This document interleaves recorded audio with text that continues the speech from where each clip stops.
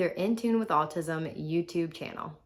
Let's talk autism, specifically nonverbal or non-speaking autism. Does this group of individuals really not understand and comprehend the world around them? Or do they have challenges with moving their body, aka their motor system? And do they have challenges with integrating sights, smells, touches, aka their sensory system? The lens from which you view any subject is extremely important because it changes and shapes how you interact with said subject and what you believe about said subject. So in short, should we view autism as a comprehension deficit, or should we view it as a motor and sensory deficit? I think the latter, and here's why. Let's talk about some of the common markers in the very beginning that say, checking boxes, yes, they're autistic. Lack of eye contact, that's not coming whenever their name is called. That's repetitive speech or no speech at all. What do all of these things have to do with each other? They all involve the motor system. Let's do a little experiment. Raise your right hand. Assuming that you know your right from your left, that was probably pretty easy for you. Now, for somebody with nonverbal or non-speaking autism, this might be extremely difficult. They might take a while to raise their hand, they might take some prompting to raise their hand, or they might not raise their hand at all. Now let's go through the steps of how easy it was for you to complete that experiment because you have a working motor system. So you took in the auditory information, you integrated that information beautifully, and you comprehended. All that happened so quick. And then instantaneously, you raised your right hand. Okay, so let's take somebody who might not have a working motor system. They take in the information, they comprehend it, but when it comes time to initiate their motor to raise their hand, they fall short. For the sake of this video, let's go off of the presumption that these guys, these nonverbal, non-speaking autistic individuals have trouble with their motor system. They do not have a typical motor system. What does this mean? They have trouble in initiating movement. That means starting a movement.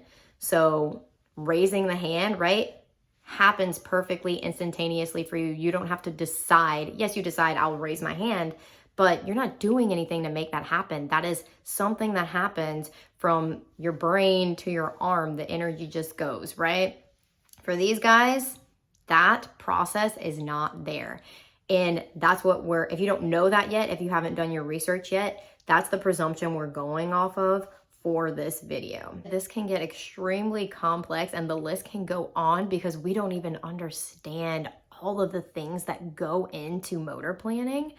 But I'll just name like two more. You have to actually feel your body in space and feel that body awareness. You have that input to let you know where you are. When you're a baby, if you're typical, your body just integrates these things and learns these things.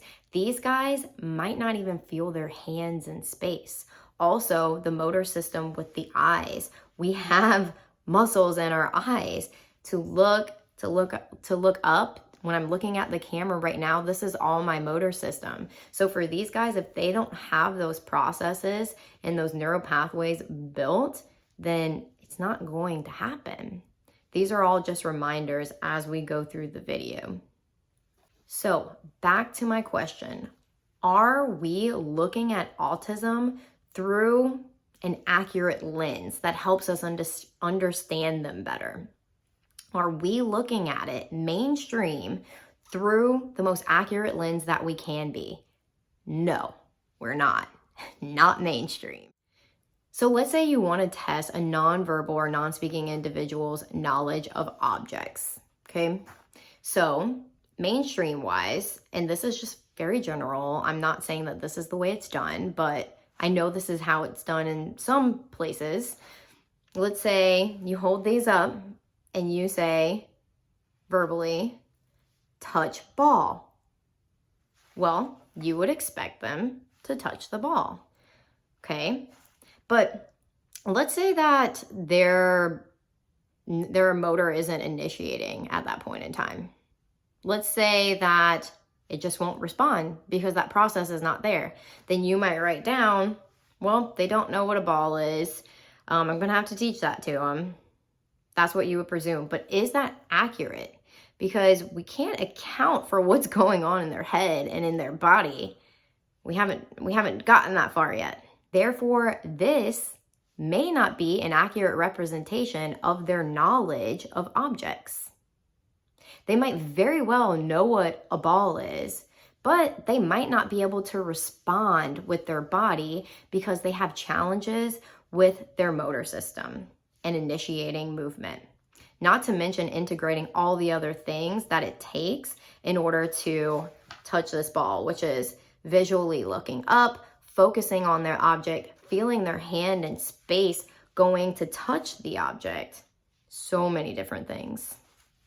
So as teachers, we want to be able to teach our students in the best way that we possibly can.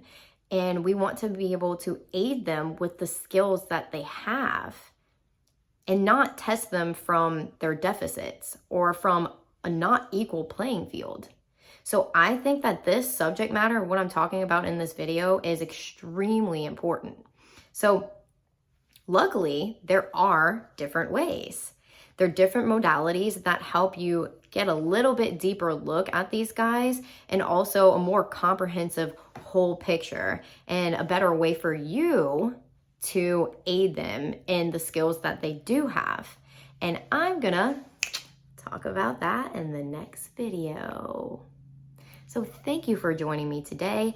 I hope that I made you question a little bit if you work with autism or if you're a parent of somebody with autism or caregiver. I hope that I made you question some if you are of the belief that they are low cognitively, that there is a possibility that they're not low cognitively at all, and they're just dealing with challenges with moving their body and taking in the world around them. So like and subscribe, and please comment if you have anything to share or any questions, and I'll see you at the next video.